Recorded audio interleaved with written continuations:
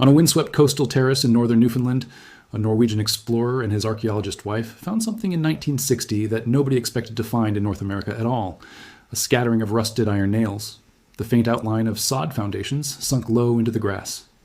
For 60 years, this was almost certainly a genuine Norse settlement, the first confirmed evidence of Europeans in the Americas, centuries before Columbus ever set sail. But there was one thing nobody could say with real precision: which year anyone had actually stood there.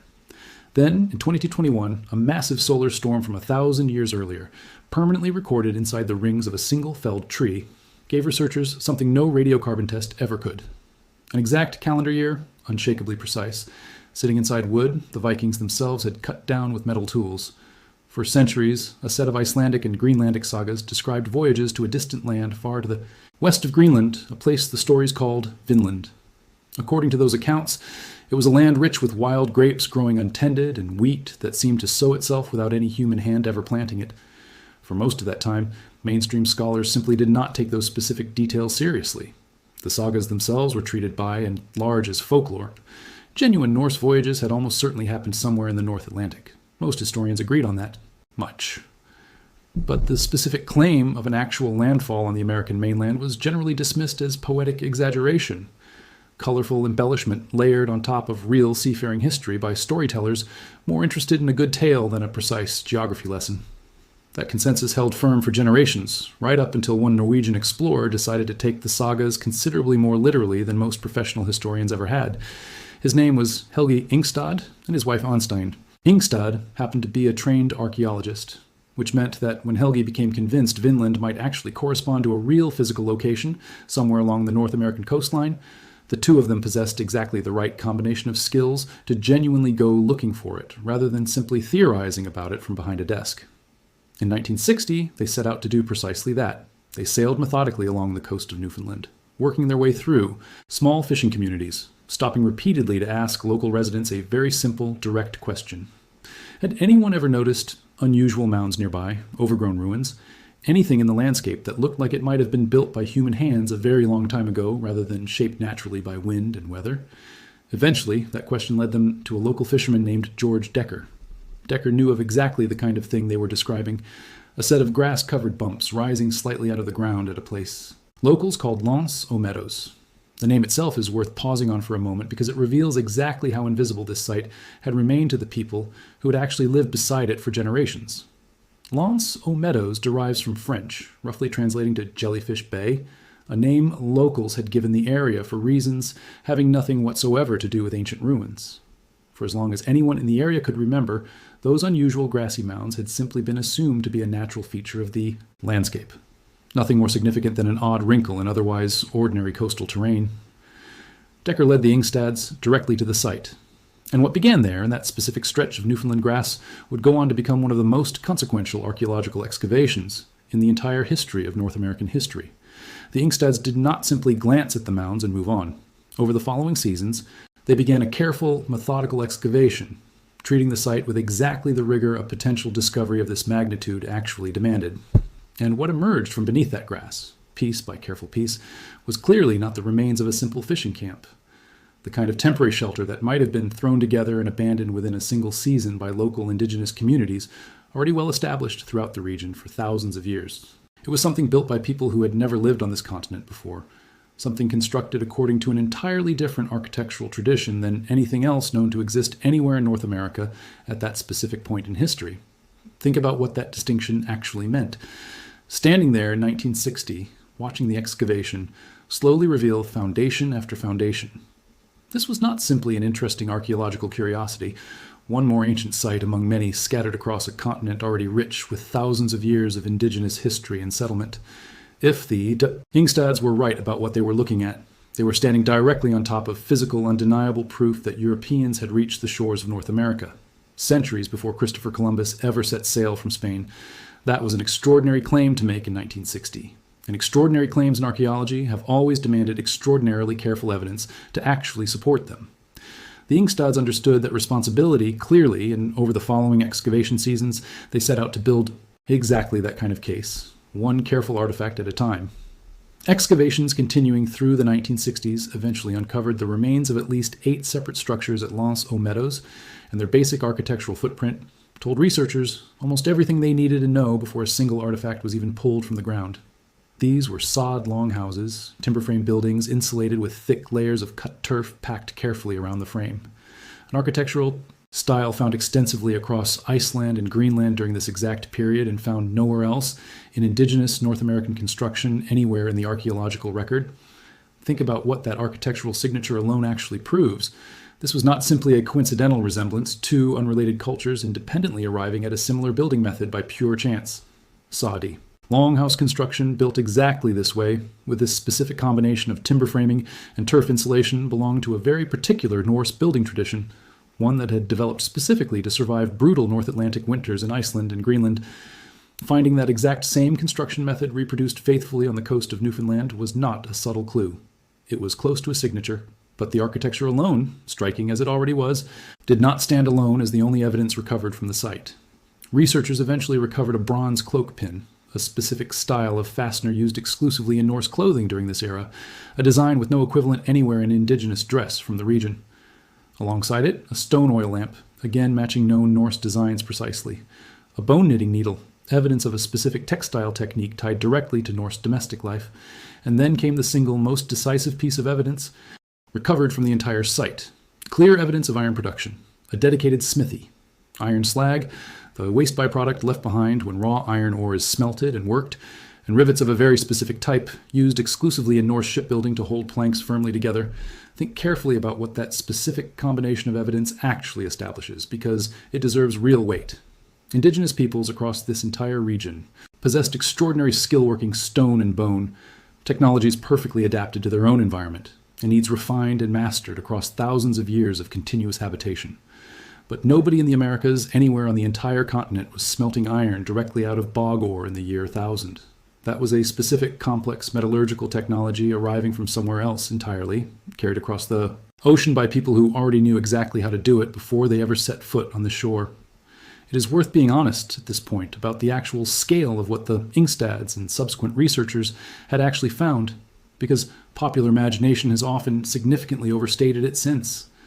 This was never a colony numbering in the thousands, some sprawling permanent Norse settlement quietly thriving in secret somewhere in North America. The physical evidence points towards something considerably smaller and more temporary than that. A small seasonal base, most likely housing somewhere between 1 and 2 dozen people at any given time, used for a limited window of activity rather than sustained permanent habitation stretching across generations. By the 1970s, following years of careful, methodical excavation and analysis, virtually every serious archaeologist examining the evidence had reached the same basic conclusion. This was, without any reasonable remaining doubt, a genuine Norse site. The architecture, the metalwork evidence, the specific artifacts recovered, all of it pointed in exactly the same direction, and none of it could be plausibly explained by any alternative interpretation. What nobody could actually do yet, despite that hard-won scientific consensus, was pin an exact date to any of it. Researchers could say with real confidence that Norse voyagers had almost certainly reached this exact spot sometime, around the year 1000, but sometime around was frustratingly about as precise as the available scientific tools of that era could actually get them. And that particular limitation was about to remain firmly in place for several more decades. To understand exactly why researchers spent decades unable to pin an exact date to Meadows despite overwhelming confidence in the site's genuine Norse identity, you have to understand precisely how traditional radiocarbon dating actually works, and more importantly, exactly where its real limitations sit. Radiocarbon dating measures the steady, predictable decay of carbon-14, a radioactive isotope absorbed by every living organism throughout its lifetime, whether plant or animal. Once that organism dies, the carbon-14 inside it begins decaying at a fixed, well-understood rate. Measure how much of it remains in a given sample, and you can calculate with real scientific rigor roughly how long ago that organism actually died. But here is the critical limitation baked directly into that entire process, one that mattered enormously for a site like this one. Radiocarbon results never arrive as a single precise year. They arrive instead as a range, a window of possible dates. The actual result most likely falls somewhere within. That imprecision exists because atmospheric carbon-14 levels have never remained perfectly constant throughout history. They fluctuate naturally over time, shifting gradually due to changes in solar activity in the Earth's own magnetic field, and in a range of other genuinely complex atmospheric factors. Researchers have spent decades carefully mapping and calibrating against known historical benchmarks for samples recovered from Meadows. This meant researchers could confidently date the site to somewhere within a window potentially spanning several decades, and in some specific cases, a range approaching nearly a full century. Sit with what that actually meant practically for researchers studying this specific site for 6 straight decades. They were confident, genuinely and reasonably confident, that Norse voyagers had reached this exact spot sometime around the year 1000. But that confidence came with an asterisk attached that simply would not go away. Did that mean the year 990 or the year 1030 or somewhere else entirely within that same broad window? The available dating technology, as remarkable and genuinely useful as it already was for countless other archaeological questions, simply could not answer that specific question with any real precision. Think about what an archaeological site actually represents at its most fundamental level, because this matters directly for understanding exactly what researchers were missing during those 6 decades. A site like Meadows is not an abstract historical concept floating somewhere in the vague, undifferentiated past. It is a physical record of real individual human decisions made by specific people on specific days, felling specific trees, cutting specific pieces of iron, building specific walls with their own 2 hands. For 6 decades, that level of granular individual specificity remained permanently out of reach for this particular site. No matter how much additional excavation work researchers carried out, and no matter how many additional artifacts they eventually recovered and carefully cataloged, every new radiocarbon test run on material from the site produced essentially the same frustrating result. Confirmation once again that the settlement genuinely belonged somewhere within that broad range, surrounding the year 1000, but never anything more specific than that. Never an actual year researchers could point to directly and say with total confidence, this is exactly when someone stood right here and did this specific thing. That gap in precision was never a failure of effort or a failure of scientific rigor on the part of the researchers working the site. It was a genuine, fundamental limitation built directly into the underlying physics of how traditional radiocarbon dating actually functions at all, regardless of how skilled or careful the archaeologists applying it happened to be. Closing that specific gap, finally pinning an exact calendar year to physical evidence recovered from Meadows, was never going to come from additional excavation work at the site itself, however thorough or well-funded. The tool that would eventually make that kind of precision possible was not buried anywhere in the Newfoundland ground at all. It was written instead into something considerably larger and considerably more universal. The sun itself and the way its own occasional violence gets permanently recorded inside the wood of ordinary trees. In the year 993 AD, Earth was struck by an extraordinarily powerful burst of cosmic radiation, almost certainly the result of a massive solar storm, one of the most intense events of its specific kind ever documented in the planet's recent history. That single event, concentrated within a remarkably short span of time, sharply spiked atmospheric carbon 14 levels across the entire globe simultaneously, all within the boundaries of one single calendar year. To understand exactly why that specific spike would eventually prove so useful to researchers studying a Norse settlement in Newfoundland, you first need to understand something fundamental about how trees themselves actually record time. Every single year, a living tree absorbs carbon dioxide directly from the surrounding atmosphere and locks a measurable portion of that carbon permanently into one single new growth ring added to the outside of the trunk. Cut that trunk open and count the visible rings, and you are looking quite literally at a physical calendar. One ring representing one full year of that specific tree's life laid down in careful, unbroken sequence. Now apply that basic principle directly to the unusual 993 AD radiation spike. Because atmospheric carbon-14 levels shot up sharply across the entire planet during that exact single year, and then returned to more typical levels shortly afterward. That specific year left behind an unmistakable, globally consistent chemical signature permanently embedded inside the growth rings of trees on every single continent affected by that same global atmosphere. Simultaneously, researchers can now identify that exact spike with real radiocarbon dating, which, as already established, only ever produces a broad range of possible years. A cosmic ray event as globally consistent and precisely dated as this one gives researchers something considerably more powerful. One single exact calendar year sitting directly inside the physical wood itself, entirely unmovable and independently verifiable anywhere else on the planet where a comparable tree ring sample happens to survive. The team behind this specific breakthrough was led by researcher Margot Quitums, working alongside colleagues at the University of Groningen.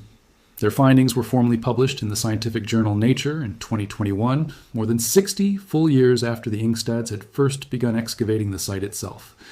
And here is the genuinely elegant part of exactly how their method actually worked in practice. Quidams and her team did not need to recover Viking bone or Viking metal or any additional artifacts at all to finally pin down an exact year for the settlement. What they actually needed was considerably simpler, at least in principle. Viking wood, and specifically wood that could be directly and conclusively proven to have been physically cut down by a Norse settler's own hand using an actual metal blade, rather than wood that had simply fallen naturally, decayed on its own, or drifted ashore from somewhere else entirely on ocean currents.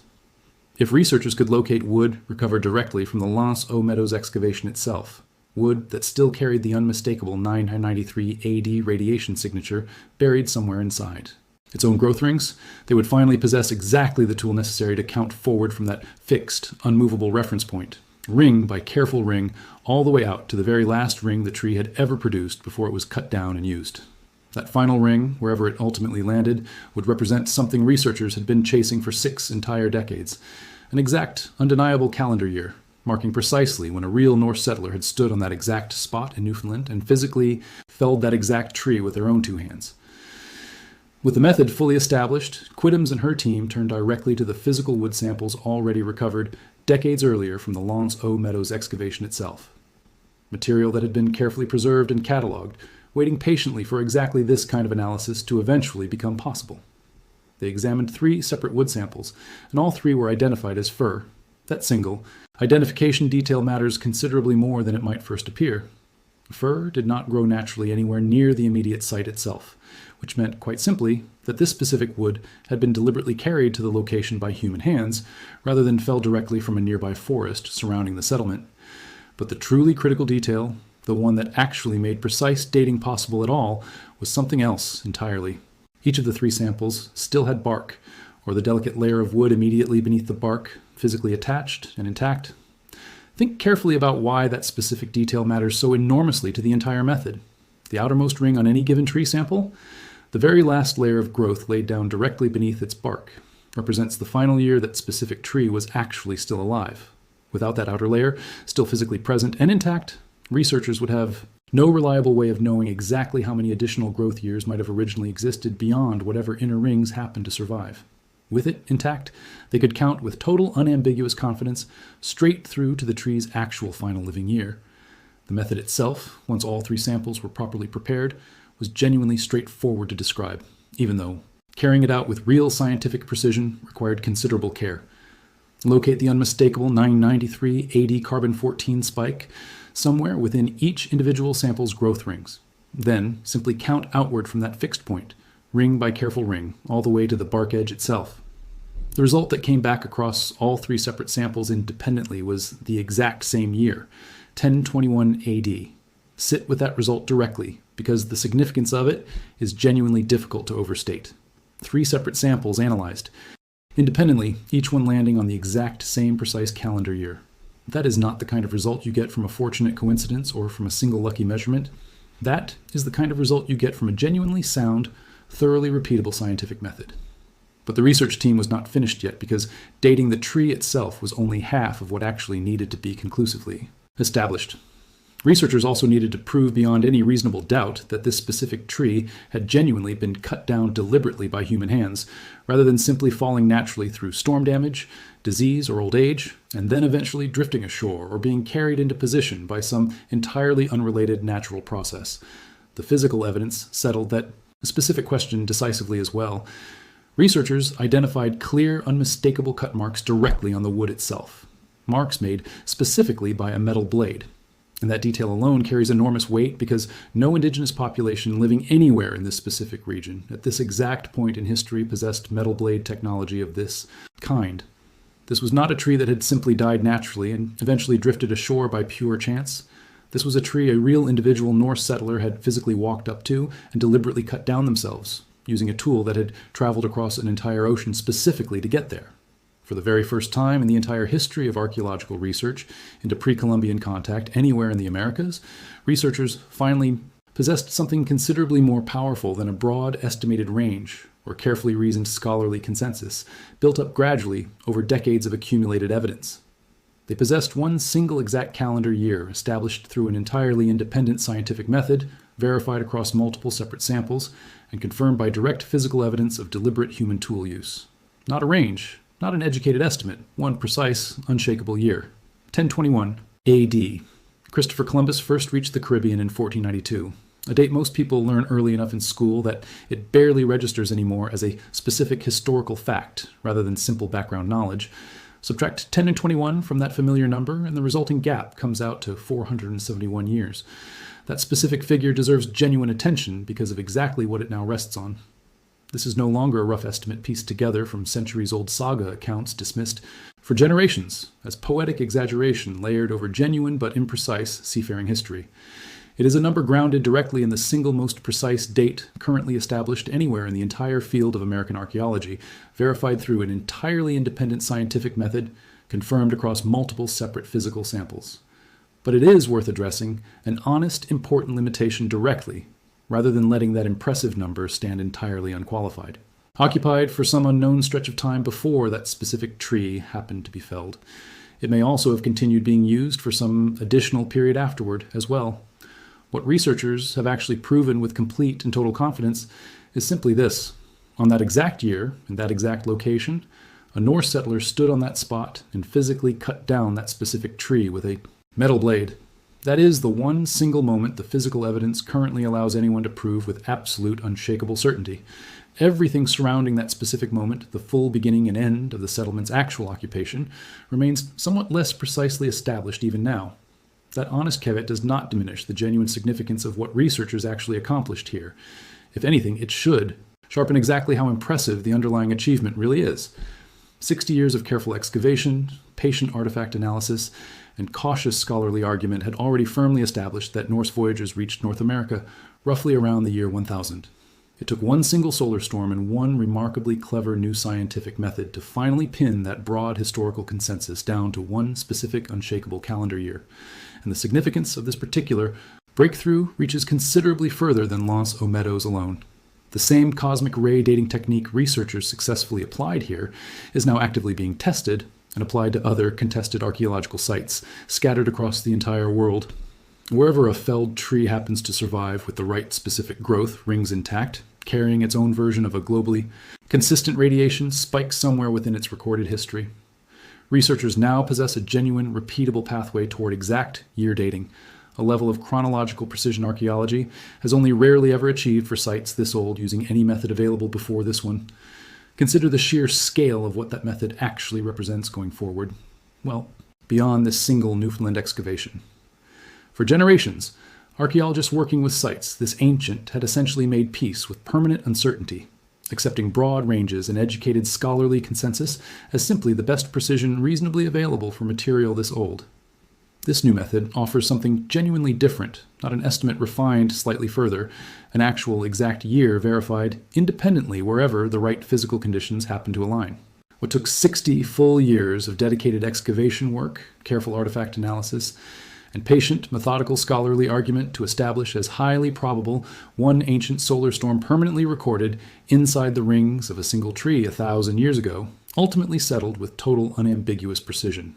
Not through additional digging, not through some newly recovered artifact pulled from deeper in the Newfoundland soil, through careful attention paid directly to the wood that had already been sitting in a research collection for decades, waiting patiently for the right scientific question to finally come along and unlock exactly what it had been quietly recording the entire time. For 6 decades, Lance o' Meadows sat as one of archaeology's best supported claims and one of its most frustratingly imprecise, genuine Norse settlement nobody could pin to an actual year. It took a solar storm from 1,000 years earlier, permanently recorded inside the rings of a tree the Vikings themselves felled with an iron blade to finally close that gap. Not a range, not a scholarly consensus, one exact year. 1021 AD, 471 years before Columbus ever left Spain. The sagas that generations of scholars dismissed as embellished folklore turned out to be pointing at something real, sitting quietly in the Newfoundland grass the entire time, waiting on a piece of physical evidence nobody in 1960 could have possibly imagined. The sun itself keeping a record no human hand ever could.